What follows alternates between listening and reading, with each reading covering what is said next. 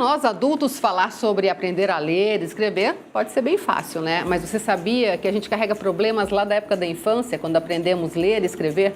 Para falar sobre a importância da alfabetização na época certa da vida da criança, nós convidamos a psicopedagoga Maria Carolina Lolli. Tudo bem? Tudo bem, Elaine?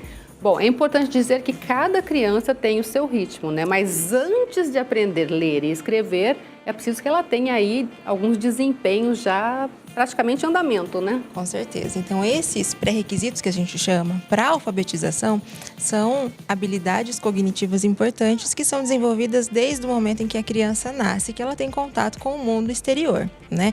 Então, a exposição à linguagem materna, ou seja, quando a gente conversa bastante com a criança, mas é claro, essa conversa da maneira como nós conversamos com outras pessoas adultas, sem trocar palavras, sem falar de uma maneira infantilizada, seria um dos pré-requisitos. Mas, na minha opinião, o pré-requisito mais importante seria a prontidão para a aprendizagem. A gente só aprende algo que a gente está pronto para aprender, né? Então, essa questão da prontidão, ela está muito relacionada com o desenvolvimento cognitivo. As habilidades que as crianças desenvolvem na educação infantil, por exemplo, que muitas pessoas desconsideram essa importância dessa fase de escolarização da criança, essas habilidades, então, elas são fundamentais para que a escrita aconteça na idade certa. Se a criança na educação infantil não desenvolve coordenação motora fina, a questão da pega do lápis, a questão de seguir uma linha para escrever, aquilo que a coordenação do movimento dos olhos com o movimento das mãos, que a gente chama de coordenação óculo-motora, também. Então, veja que são exercícios muito simples e que a gente não dá aquela verdadeira importância para esse tipo de exercício na educação infantil.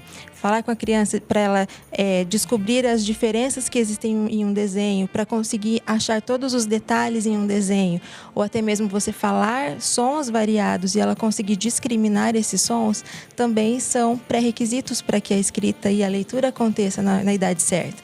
Então, veja, são muitas habilidades fáceis demais, né, que a gente muitas vezes negligencia nessa primeira infância aí.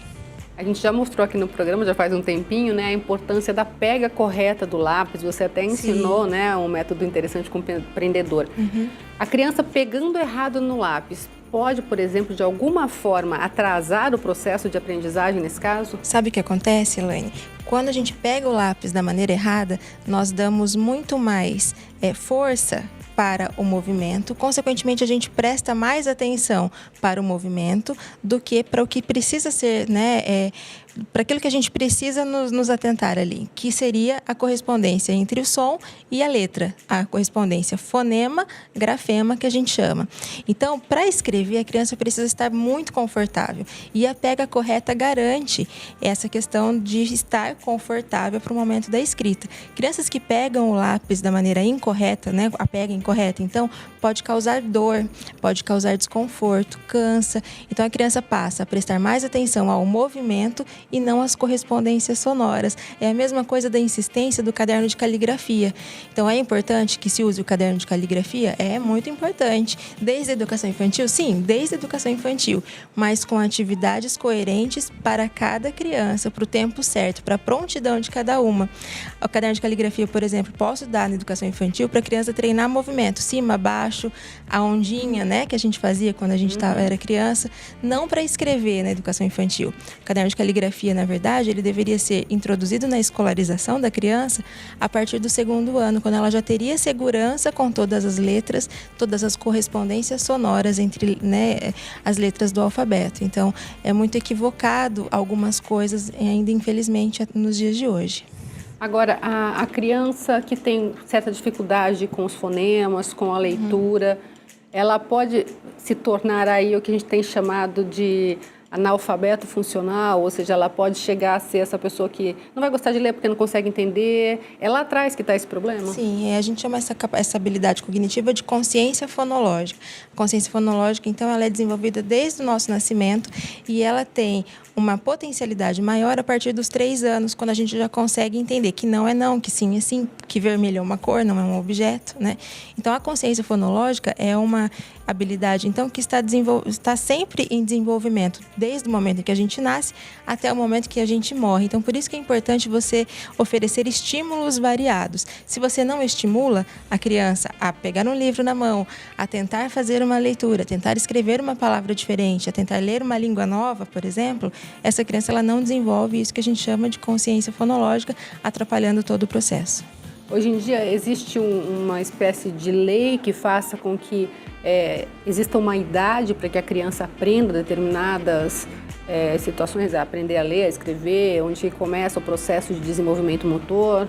Então, hoje tem a BNCC, né, que é a Base Nacional Comum Curricular, que vem, então, para tentar agregar e tentar incluir todos os alunos com todos aquela questão da sua individualidade, né? Cada um tem uma potencialidade, cada um tem uma necessidade que precisa ser desenvolvida. Então, agregando tudo isso, considerando todas as particularidades de todos os alunos da escola, as atividades seriam individualizadas, ou seja, para tentar desenvolver, então, tudo aquilo que a criança precisa para daí chegar no momento da alfabetização, que é o primeiro ano e o segundo ano do ensino fundamental, a criança ter todos esses pré-requisitos já desenvolvidos, né? E então ser alfabetizada da maneira correta.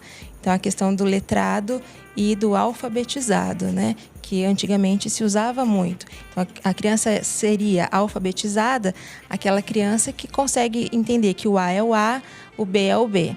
E o letrado é aquela criança que consegue enxergar, por exemplo, uma receita de bolo, consegue visualizar todas as letras e consegue saber o que é para fazer, né? Consegue entender para que serve a escrita, para que serve a leitura. E se tornou muito mecânico a questão da alfabetização, né? Então, a BNCC vem para mudar esse conceito de deixar a alfabetização, então, uma coisa mais funcional. A criança precisa entender a importância disso e ela precisa querer, né, estar nesse meio. Para não ficar nada forçado também, porque às vezes numa dificuldade ela vai sofrer muito mais no processo. Com certeza, e tudo que é forçado perde a graça, tudo que é forçado não é prazeroso, né? E esse momento de escolarização infantil em que a criança precisa se desenvolver, que ela precisa aprender muitas coisas novas, ela precisa ter prazer, ela precisa querer estar dentro do processo. Então, a BNCC ela vem justamente para fazer com que a criança passe a ser o centro da sua aprendizagem. Então, ela aprende aquilo que ela necessita, aquilo que ela tem interesse para aprender. E é nessa idade que tem que ter essa motivação, né? Porque se for pesado, ela passa a odiar a escola e nunca mais gostar de estudar, Com certeza, né? em todas as fases de escolarização, acredito que é necessário que o professor, então, traga coisas novas para que o aluno, que o estudante, então, tenha uma motivação maior em aprender, queira aprender além daquilo que está sendo ensinado, né? Porque esse é o sentido da escolarização, esse é o sentido da educação, você aprender sempre mais, né? E numa época como a de hoje, em que a garotada já está toda conectada com tecnologia, muitas vezes aprende a digitar antes até de escrever, né? Isso, então isso tem atrapalhado bastante essa questão motora das crianças, e a coordenação motora fina, por exemplo, ela é importantíssima não só para a escrita e para leitura, mas também para a gente conseguir conviver, né? A questão cognitiva, a questão da memória, o raciocínio, tudo isso depende dessas questões também de coordenação motora fina e coordenação global. Então, é tudo interligado, né, Elaine? A gente não pode separar essas funções cognitivas, como a gente chama, uma das outras. Então, elas vivem integradas. Então, por isso que temos que estimular todas elas. Os pais têm que ficar atentos. Com certeza. Tá certo. Muito obrigada, Imagina. Mais uma vez.